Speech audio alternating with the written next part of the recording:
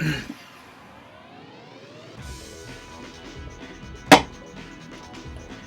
da.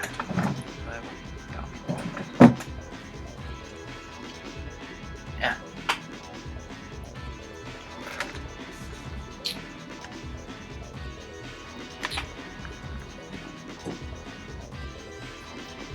Uzi.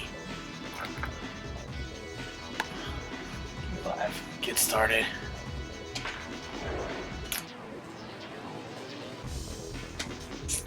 Great record.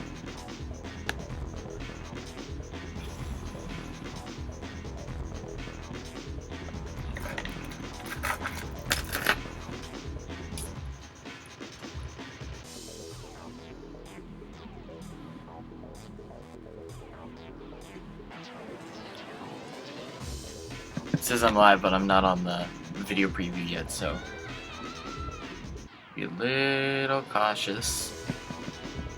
Cool. Hello, everyone, and welcome back for part 2 of All-Star Baseball 99 here on the N64 quest at How to Lose in Video Games. As you can tell from my record, I'm not very good at this game. I have one win in 6 games and another 7 games to go.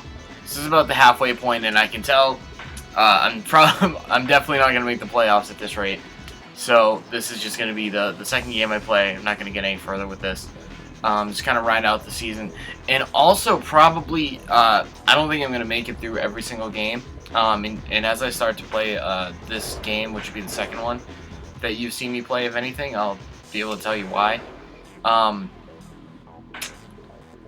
It's that issue. First of all, I'm going to be playing another baseball game very, very soon. I'm going to play Major League Baseball with Ken Griffey Jr., so I don't want to burn myself out on baseball games in this really short time frame. So that's one thing. And the other thing is that it kind of ties in with that, is that, like, if I think the other one's going to be better, I don't want it to take away from the better game by being like, well, I'm already tired of baseball, even though the reason is because I played this not as good game. All-Star Baseball 99 is fine.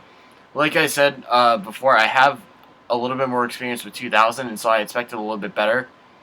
I think 99 is a slow starting year for them, because it's all the stuff is there, like all the features are there, which is something that Acclaim did really, really well. You know, all the little things, but like kind of how I was saying with just the way that the menus and stuff and the fantasy draft is set up, it's like nobody went back and fixed it. Nobody really, you know, went all the way through. Oh yeah, I have Pedro pitching it. Everyone put it in, and it was great that they had it in there, but they didn't really bother to make it as intuitive as they could, which is why that fantasy draft was just a complete mess. A lot of these menus aren't as good as they really should be, just very basic things like that. So the thing that I'm at with playing these games, I'm not doing well. I am 1-5 in my 6 games. And I'm hitting that point where a lot of the games start to play. They start to play out pretty much the same. It's not like ridiculous. It's not like, excuse me. I keep bringing up In the Zone 98. I hate on that game too much. But like every game in the Zone 98 that I tried to play just ended up being a shootout. This isn't that far off.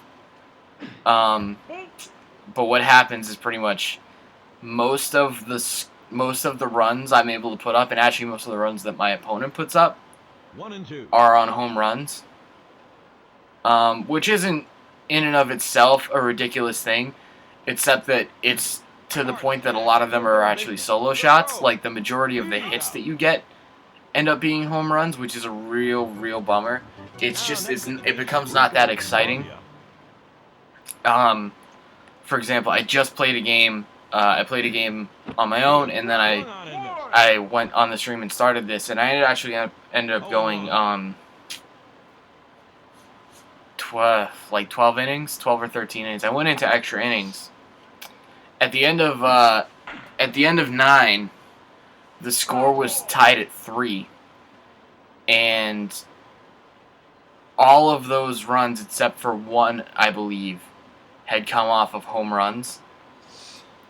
And I know that the other teams, I was playing the A's, all 3 of the A's runs had come off of single home runs, and I think I had a solo home run and a 2-run home run. And then I ended up losing, I think it was 6-5. No, I didn't actually end up scoring. Nobody actually crossed the plate. I ended up losing. They scored 6 runs on me.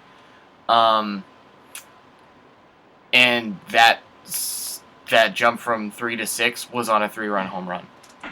So yeah, they managed to get 2 guys on base and everything, but still, it really just culminated in the fact that I had a home run hit on me, which wasn't that fun. That's why I've titled this, like, what is small ball? Like, what is... It's not as if I don't get hits. I just don't string together hits, and neither does the other team. I think there's a physics issue in this game that kind of is showing itself a little bit. I'll point it out probably a bunch of times from this point on, but that's pretty much we're in the top of the second of this game. The game's going by not that slowly. It's going by a fairly decent pace, but it feels longer than it is sometimes when most of the at-bats end up the same. We're already bottom 2 now. I'll say this pitching isn't actually all that bad in this game. I've gotten accustomed to the pitching, and I feel like I'm doing all right with it. Sometimes it feels like once you selected a pitch, you don't actually feel like you have any control over it because you can't see where you're actually aiming it, so you don't have a good idea at all.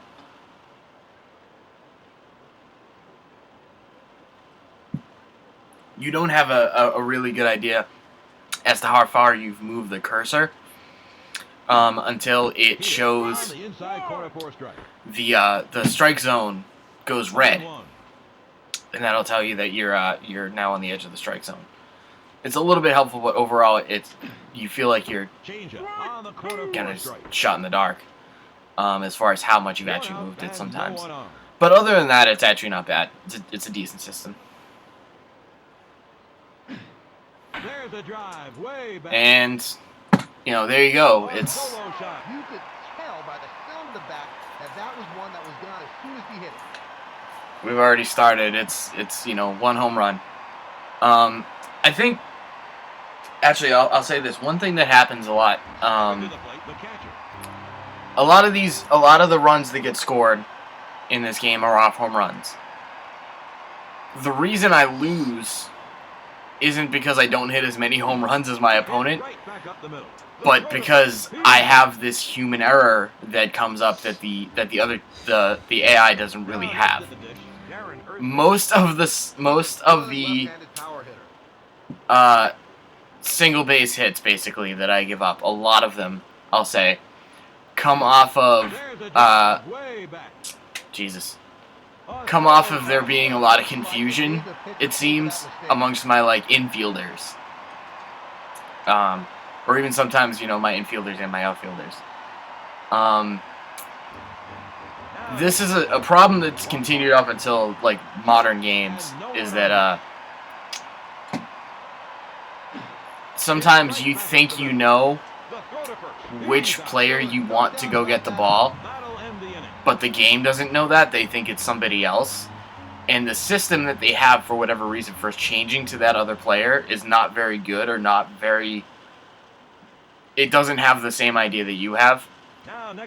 And I'll tell you all the time, swinging bunts all the time, I'll think, I want my pitcher to go get it.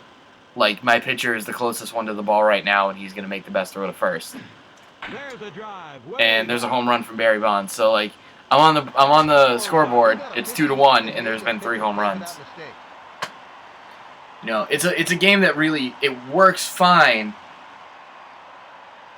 mechanically, but doesn't lead to a lot of prosperous variety in the actual game. It's a real bummer when that happens because it seems solid. And later games would get a lot better. I've remembered 2000 and 2001 being a lot better from variety standpoint. But yeah, at this point you can tell I'm just talking and going through the motions while I do it. I'm like, hey, there's a home run. You know, we've had 3 home runs so far. And that's a ball. Fly ball. I think this game would be a lot more exciting and a lot more diverse if the ball moved faster. I think the ball coming off the bat moves too slowly. Whether or not that's realistic or not, whether it's, ties into the simulation aspect, I genuinely feel as though the ball lingers in the air too far on 90% of contact. Because very, very rarely do you ever see a fly. Of course, to prove me wrong, there's one right there, and there's a double, as a matter of fact, from Scott Hatterberg, of all people. But that was really a deep and a decent gapper. A lot of fly balls that seem like they really have the positioning that they would get down out in the outfield, they stay up in the air for so long, to the point that it really looks like it should be the right thing. And the problem is that I don't know where the ball necessarily is. I can't see the ball flying. I can only see. This seems realistic. That actually seemed like a realistic flight path, basically. The problem is when you can't see the ball flying through the air, you don't know what to expect from it. You don't know how far away it actually is from landing. And so when it takes a long time and you think you have this, you have to assume that the ball is gonna get down in between the fielders or something, and then it stays up there for another 3 to 5 seconds, and they manage to just saunter over there and haul it in. It's you get the feeling that something's not right. So I think that definitely needed a little bit of tuning, and that's something that they'd get better later on. And I think that it might even get the explanation that they were trying too hard to make this a simulation, knowing that other people would be going for the arcade, Nintendo, the ones that had come out in Japan up to this point, the Power Pros games, and the Imagineer one, King of Baseball, King Pro Baseball, something. I played that game, one of them on a stream once for Super Japan 64. I don't remember which one it is. Pro Yaku King something. Honest Gamer Mike's here. Now next at the dish, Bobby Higginson. I will have to compliment. I do have to compliment the game in this aspect. The ballparks actually look really good. I think that's one of those things that they really probably gave a lot of precedent to. They prioritized making everything look nice, because this looks like a really good for an N64 game. And actually, I was playing it the other day. That it looked even better, and I'll get to that. Actually, I'll tell you a little bit about that. But I think the ballparks all look really, really good. Fenway Park looks great. It looks so weird. I thought about this the other day. It's so weird to me. The monster seats, the green monster seats, have been up there for about 15 years now, and I actually went on 2 class field trips to Fenway Park. I went on 2 class field trips to Fenway Park 2 years in a row. And the first year that we went, they had just finished the green monster seats, and I think that was 15 years ago. It was probably 2002 or 2003. Sometimes it really seems like that ball's coming in, and it's gonna be right in the sweet spot when I hit it, and it just kind of falls short in the outfield. Sucks. Oh man, a thing about Frank Thomas that has been pissing me off every time I do it. I love Frank Thomas. I talked about it last time. I love Frank Thomas. He's a great guy, great player, amazing hitter. and I actually managed to get something out of him this time. But for basically the best power hitter on my team and one of the best power hitters in this game and in the league at the time, he is so hard to use compared to a lot of other people. Look at Jorge Posada's strike zone.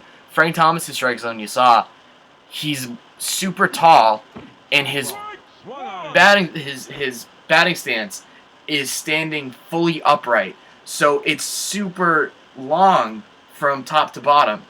And there's a lot of space for this cursor to move around in, and really, really hard to pinpoint it when the pitch comes in. Not a fun time. He's not as easy to use as a lot of people. Posada's a little bit.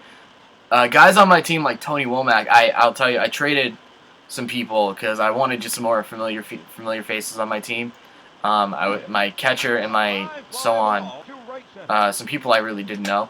So I was like, you know, my catcher, my first baseman, a couple of my, especially my bullpen, a couple of my pitchers, I decided I was like, I'm not going to just stack my team, because you can tell, like, Tony Womack is not stacking my team. Scott Hatterberg, not exactly stacked. But I wanted some people I knew. So I traded away Jim Edmonds because he had not gotten a hit at that point. And I also had Paul O'Neill. I drafted too many outfielders because I got distracted trying to do all streaming things at once. So I drafted Barry Bonds, Manny Ramirez, Paul O'Neill, and Jim Edmonds. And I was like, you know what, Edmonds? Excuse me, I'm going to put Paul O'Neill in, and I'm going to take somebody else. So I got Scott Hatterberg, I got Tony Womack. Tony Womack because I had no fast guys on my team. Nobody on my team could run worth a damn. I'm still terrible at stealing bases, but I am a lot better than I was in the first game at catching people stealing, because they do it all the time, and I'm ready for it. The pitch is popped up into foul territory.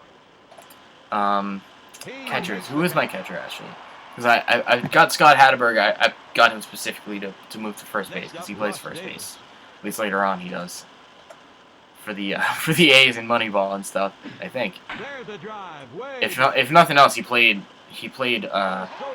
first base for the Red Sox, probably. And look at that, another home run. You know, this is just kind of the way it goes. So we're up to, I think we've had 4 home runs, right? That was 4. There was no multiple run homers. It's just all been solo shots. Yeah, it's not the most exciting thing. It really hurts home runs in this game. It makes it not fun to hit a home run, because at this point I'm actively trying to, like, get balls down in the outfield and play small ball, and, you know, because it's just sheer luck if I just hit home runs. It actually takes skill to repeatedly be able to get the ball down out in the outfield, or, you know, just get a hit and string a couple hits together to drive runs in. It's not even, if I just hit home runs, it's not fun anymore. It means I'm not getting any better. 2 outs and no one on base. It means maybe I was just lucky today. I mean, yeah, there's Jesus Christ. Off the wall. The throw to second. I mean, yes, it might mean I'm getting better with the bat placement, but it means I'm not getting better at anything else. Standing in, like, I'm more consistently lucky as to how I place that bat right in the middle. But overall, Jesus Christ. There's fucking Darren Erstad is just cranking these balls. 1 homer and then 1 off the top of the wall. Now up Keith Lockhart. He's a good left-handed power hitter. 2 gone, runners at second and third. Pedro, what the hell is the matter with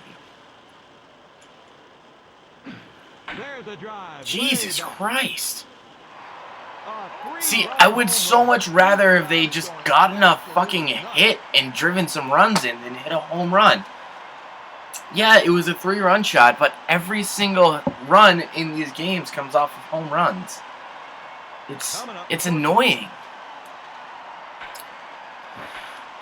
Anyway, I gotta get somebody.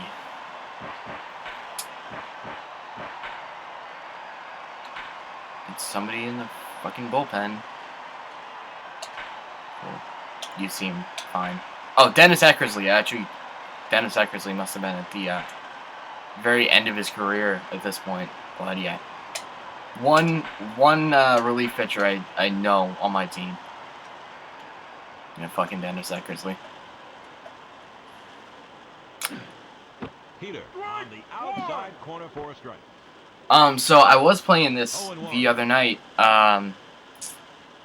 Actually, a friend of mine that I know from the store lent me his Ultra HDMI modded N64, which is a really cool thing.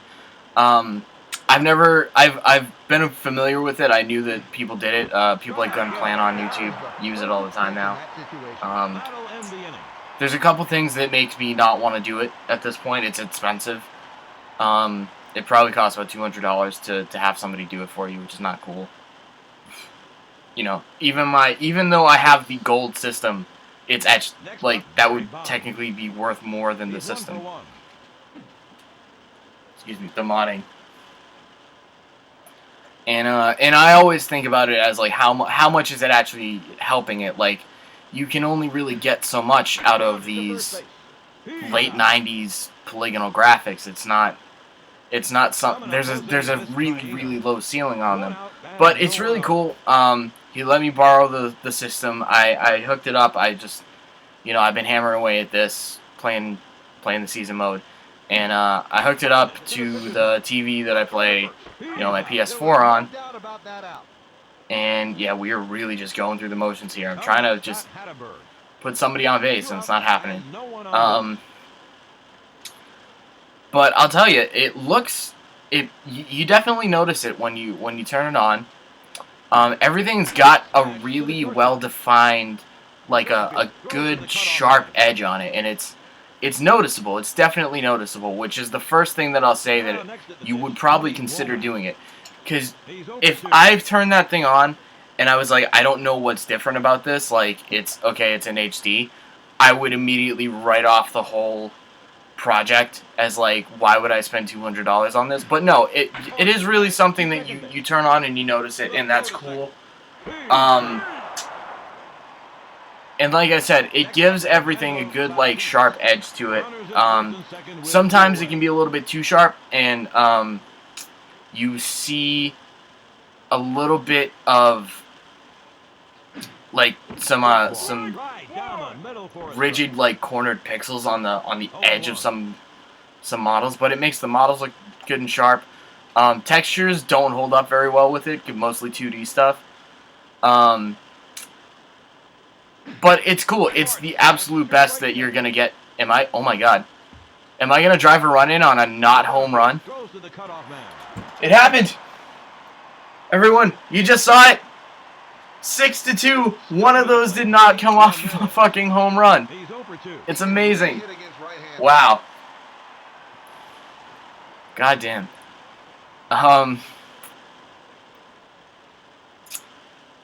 That's like a fucking event when that happens. Alright, cool. And now the inning's over. Nothing to build on. Just, it happened. Anyway.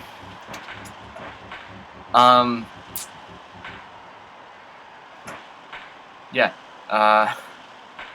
HDMI N64. Playing this, sometimes there's a bit of a sharp, like, row of pixels on the edge of stuff. I think what it struggles with, is getting sort of like a depth of field. Because I'll tell you right here on this, like, if you looked at the batter, and you looked at like down around his ankles or something like that, you would probably see like a jagged, like, row of pixels on the very edge of his ankle, up against the dirt behind him. Because basically, like, I don't know what it is that makes it do that, but it's like it's not like the dirt is directly behind it. There's depth to it, and it still has to convey that depth. But I was reading up on it, and this is what actually makes me interested in it, because it kind of upsets you to think about it this way. But the reason you can actually put HDMI in your console and make it look the way that it does when you put the HDMI on, it's not faking anything, and it's not forcing it to do anything it's not actually supposed to do. What actually happens that makes it able to look better is what you're looking at when you put out HDMI through this Ultra HDMI mod is what the console is actually intending on outputting, what the console actually generates when it creates the image to put out to the TV. And what happens is when you have to condense that shit down into RF or composite or S video, and those are the things that N64 outputs in, it gets muddled. It gets a little bit blurry. The edges don't look so sharp anymore. It doesn't look as clear. It basically, I didn't realize this. I don't really know things about video settings and video outputs and stuff like that. I just kind of go, well, I'm playing my N64. S-video was a thing that was out at the time, so I'd like to play it in S-video over composite because it's a little bit better. But I always have this idea of, if you put out HDMI, you're forcing it into something that it's not used to. I didn't really realize it that way. So that's what makes me actually consider doing it. But also I don't want to because, like I said, it's pricey. It's more than the console itself that I actually even play on is worth. And the number one reason I don't want to do it, you have to send your console to the person that does it, and then they send it back to you. And I don't want my console out of the house for a long period of time. And I actually thought about it. I was like, well, I'd have to get another console, but it's like, I would want the console that I play on to be the one that has the HDMI and everything, because you don't take away the regular AV output. You just put the HDMI on there. So it would be like, I would, in the future, be playing, hopefully, in HDMI all the time, even on the streams and stuff. But I always just have this, is it worth it to A, spend that much money, and B, not have my N64 for a while I'm doing this huge project that involves me playing N64 more than any other console. I tried to hit fastball. Fucking pick off. Yeah, definitely go check some people out doing N64 and HDMI, like Unplant. Some other people that'll put it in their video descriptions for sure. And do some research on it if it's something that sounds like it interests you. If you don't mind having your N64 out of the house for a decent amount of time while you have this shit fixed or have this shit modded for you, then go for it, and you have the $200 or so to drop on it. But yeah, it's something, and I'm really glad that this person my friend Doug let me borrow this. It's really nice of him. He says he's not using it, and if somebody's gonna get it, actually be able to use it and probably should be able to see it and appreciate it. It's me, so I really appreciate it that he let me do that. Obviously, that's not what I'm playing on right now. I'm playing on my regular setup that I have S-video. I put it in my computer. I don't have actually anything on my computer that could even capture HDMI, so I would have to get the HDMI mod and then get a new capture card that does HDMI, which is not cheap either. So it's a whole thing that I would have to invest in if I was actually going to do it.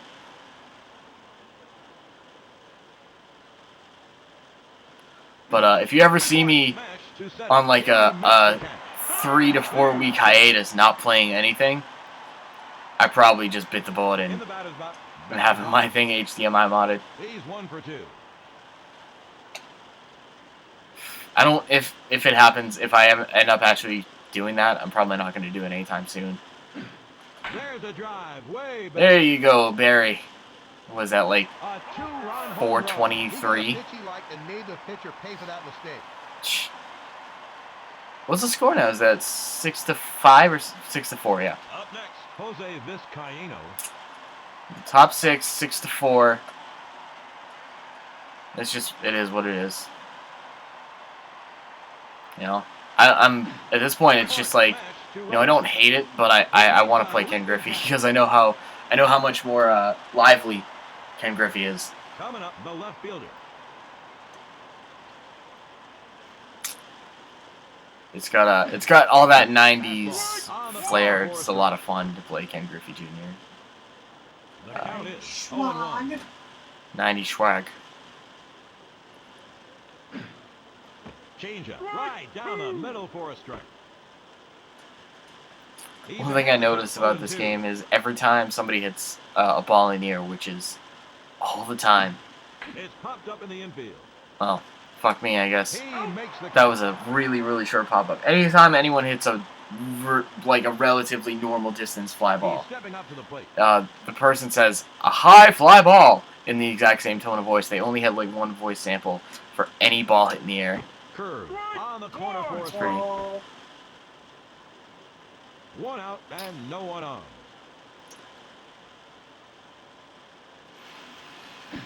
Changeup right So, down the middle for a strike. There's a decent sized chunk of games coming up right now, actually.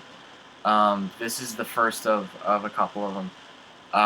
This is late April into May of 1998.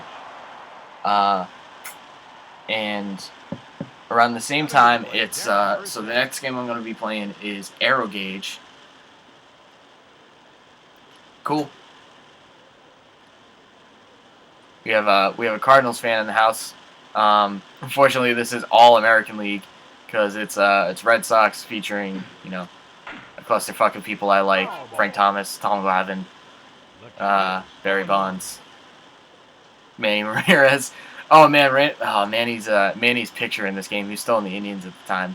Just looks like a little pudgy. Manny Ramirez is adorable. I love it. I love Manny Ramirez. It's hard to hate on Manny Ramirez. He's, you know, the cover athlete on the best baseball game ever made, and he was on the Red Sox during, you know, 2004.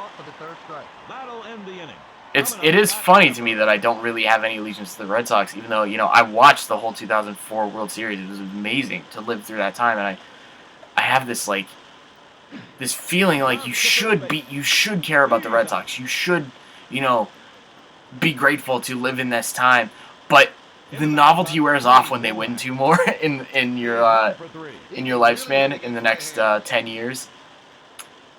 It starts to not feel as fun anymore when they sweep.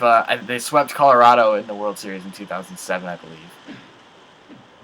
I don't know what the hell that was. That's the first wild pitch I've seen like that, so I was so confused that my only reaction is, as usual, to hit the swing button. I don't know what the fuck happened.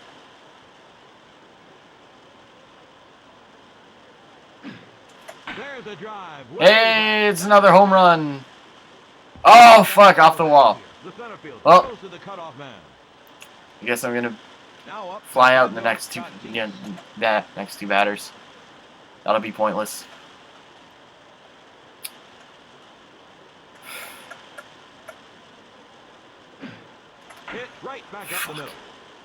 Actually, you know what team I feel like I have more allegiance to than anybody? It's the Mariners.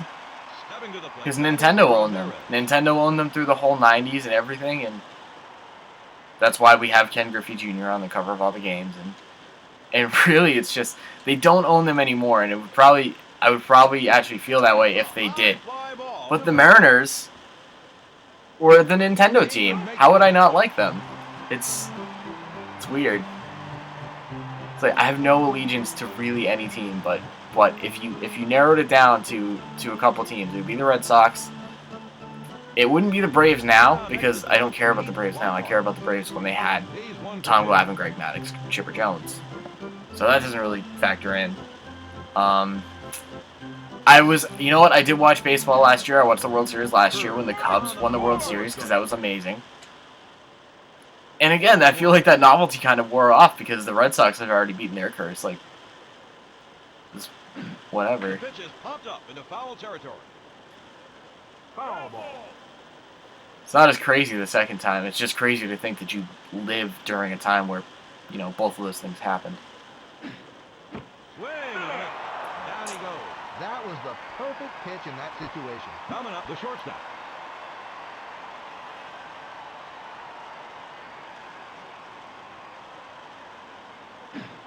Hard smash to the pitcher. Hey, an actual swinging bunt that didn't cause a fucking panic attack amongst my infielders.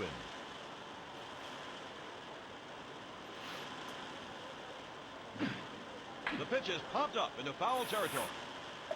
He makes the catch. Standing in, Frank Thomas. Win 7. Oh, 8. Top 8. Cool. We're almost through this one. Oh yeah, and look at this is Frank Thomas's batting stance. It's not an easy thing to hit with. He's been doing fine for me. You know, he's got a decent batting average compared to a lot of people on my team, but he's not easy, especially when you do the power. I don't even use that thing anymore. Most of my home runs just come off of getting lucky with the contact thing. As a matter of fact, the one time the game I was playing just before this, the one time that I felt like I absolutely deserved to hit a home run with this, it was right on the money, and it was with what I thought was good timing. It was like didn't even make the track. It was like 10 feet short of the track. It was like that's it. It wasn't like it was with fucking Womack or Vizcaíno. I think it was Barry Bonds actually, or it might have been Manny. I was like, what the fuck is that about?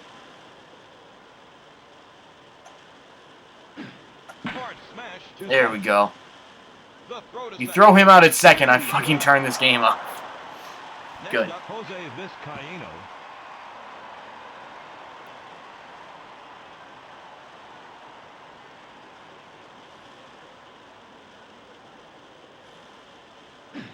Hard smash to second base. The throw. Alright. It's bottom 8.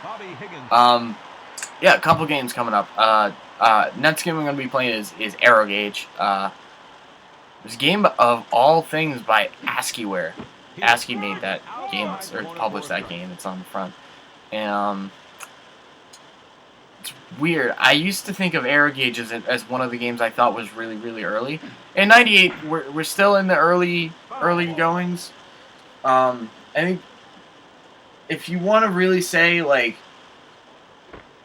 when a game can no longer be considered early for this system, it's probably around the time Ocarina of Time came out, which is November, I think, 1998, November of this year, that I'm at right now.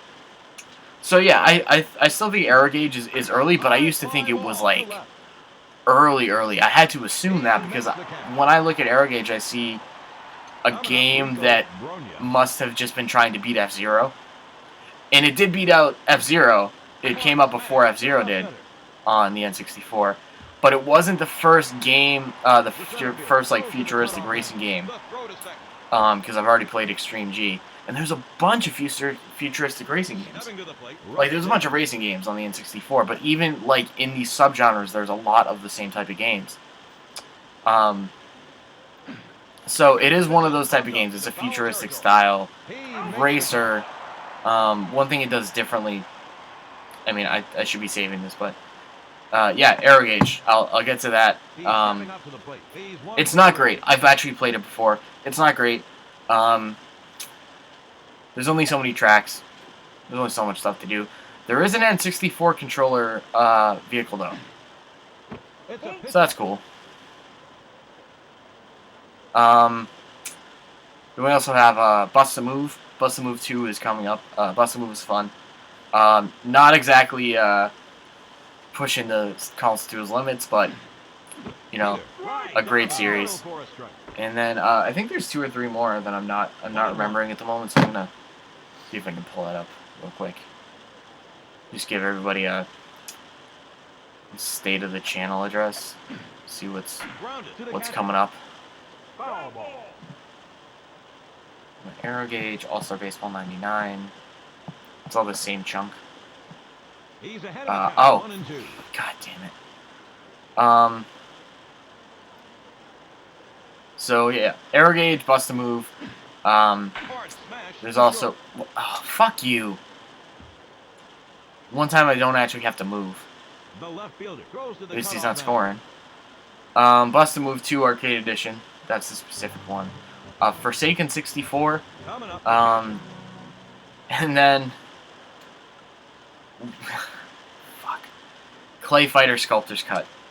yeah, I'll be getting that shit over with. Angry fucking Breaking bullshit right down the middle for a strike. cartridge that I hate. 0-1. And yeah, a couple other cool things coming up after that. So yeah, really getting into the you know, a little bit diverse. Still The batter had no idea where that pitch was going. still not blowing me away with like long like story-based games, but getting a little bit more complex than just arcade ports and sports games. So, you know, that's alright. The next, well, Forsaken 64 will have like a firm ending. But Banjo-Kazooie is actually going to be the next game that will be like a real story mode, an adventure. And I fucking love Banjo-Kazooie, so Next up, Scott. it won't be my first time playing that. But yeah, Error Gauge coming up next. And mercifully, we're almost at the end of this game. I feel like I've been doing this for like an hour. I think that's the problem with most baseball games, is by the time you hit the 6th or 7th inning, you feel like the game should be over. And it's especially a problem with this game, because I don't feel like I have no strategy here. I just kind of, I hope that I can, you know, string together hits. Is it bad that that's kind of how I feel about just... A high fly ball to center. Baseball? Yeah. No, that's exactly what baseball is like. That's why I don't watch it. Now up, Fernando Tatis. What they said was, No one on base.